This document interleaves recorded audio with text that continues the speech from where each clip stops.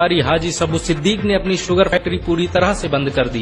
ये फैक्ट्री इतनी बड़ी थी कि इसके जरिए बनाई गई शुगर पूरे इंग्लैंड में इस्तेमाल की जाती थी। बहुत कम लोग जानते हैं कि बाटा कंपनी भी मुसलमानों की थी, जिसे असहयोग आंदोलन के दौरान एक अंग्रेज ने खरीद लिया था। आपको ये जानकर शायद हैरानी हो कि भगत सिंह का केस लड़ने वाला शख्स भी एक मुसलमान था। बैरिस्टर आसिफ अली ने भगत सिंह का केस तब लड़ा जब कोई भी भगत सिंह का साथ देने को तैयार नहीं था। इंकलाब जिंदाबाद का नारा देने वाले हसरत मोहानी भी एक मुसलमान थे। उन्होंने ही भारत की आजादी की रूपरेखा तैयार की थी। इतिहासकारों के मुताबिक 1857 में होने वाले विद्रोह में 50,000 उलमाओं को फांसी दी गई और लाखों मुसलमान सरेआम कत्ल कर दिए गए। 1857 में दिल्ली से लेकर कलकत्ता की रोड पर ऐसा कोई पेड़ नहीं था जिस पर मुस्लिम उलमाओं की लाशें न टंगी हो। मुसलमानों ने ही भारत की आजादी के लिए पहली जंग लड़ी। मैसूर के सुल्तान हैदर अली और उसके बेटी टीपू भारत की आजादी के लिए शहीद होने वाले पहले शासक थे।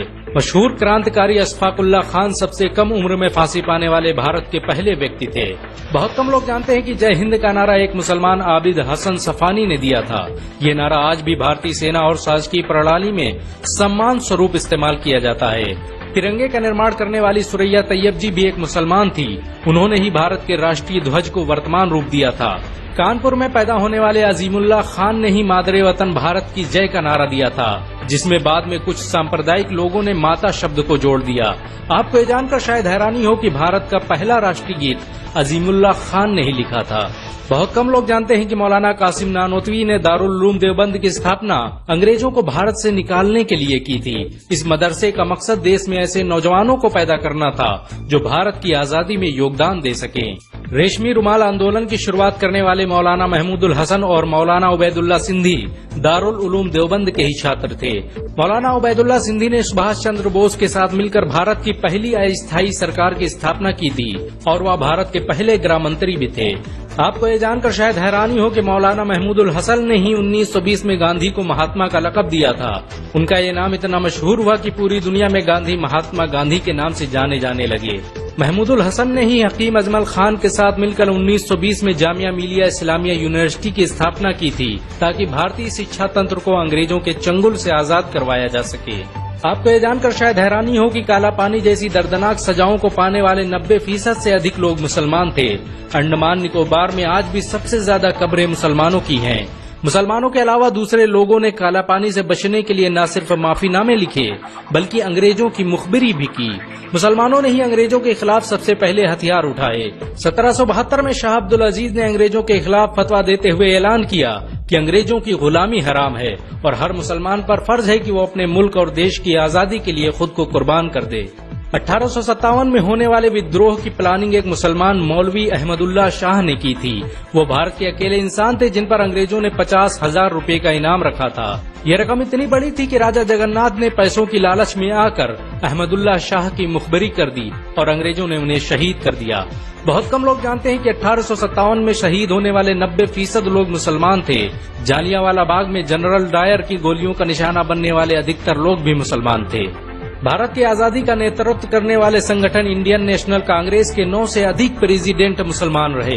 गांधी जी ने अफ्रीका में जहां वकालत की पढ़ाई की, वो कॉलेज भी एक भारतीय मुसलमान का था और वह जब भारत में आए तो उन्होंने आजादी के लिए अली ब्रदर्स के साथ काम करना शुरू किया, जो कि मुसलमान थे। बहुत कम लोग जानते हैं कि 1921 में केरल के मुसलमानों द्वारा अंग्रेजों के खिलाफ लड़ी गई जंग में 3000 से अधिक मुसलमान शहीद हुए थे और 50,000 मुसलमानों के जेल में कैद कर दिया गया था। ये आंदोलन मोपला मुस्लिम आंदोलन के नाम से जाना जाता है। 1942 में शुरू हुए भारत छोड़ो आंदोलन की रूपरेखा मौलाना अबुल कलाम आजाद ने तैयार की थी। संविधान निर्माता डॉक्टर भीमराव अम्बेडकर को पहचान दिलाने में मुसलमानों का बड़ा योगदान रहा है। 1946 में जब भीमराव अम्बेडकर दलित होने की वजह से इलेक्शन हार गए तो बंगाल मुस्लिम लीग ने उन्हें मुस्लिम इलाके से इलेक्शन लड़ने की दावत दी। इस तरह भीमराव अम्बेडकर संविधान सभा का हिस्सा बन सके। अगर मुसलमान भीमराव अम्बेडकर को इलेक्शन न जिताते तो उन्हें कभी भारत के संविधान को लिखने का मौका न मिलता। भारत की आजादी के लिए सबसे ज्यादा लेख, शायरी, गीत और किताबें मुसलमानों ने ही लिखी। अल्लामा इकबाल के जरिए लिखा गया सारे जहां से अच्छा आज पूरे भारत में गाया जाता है। आपको ये जानकर शायद हैरानी होगी कि देश के लिए शहीद होने वाला पहला पत्रकार मौलाना मीर बाकर एक मुसलमान था। भारत की आजादी के लिए मुस्लिम राजाओं और महाराजाओं ने अपने खजाने खोल दिए।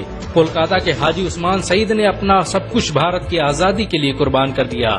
हाजी उस्मान की अमीरी का अंदाजा इसी बात से लगाया जा सकता है कि 1920 तक कोलकाता में बनने वाला हर स्कूल और हर बड़ी बिल्डिंग उन्हीं की थी। कोलकाता के पहले सुपर स्टोर कैश बाजार की बुनियाद हाजी सईद ने ही रखी थी, लेकिन बाद में उन्होंने अपनी सारी दौलत देश को दान कर दी और खुद एक किराए के घर में रहने लगे।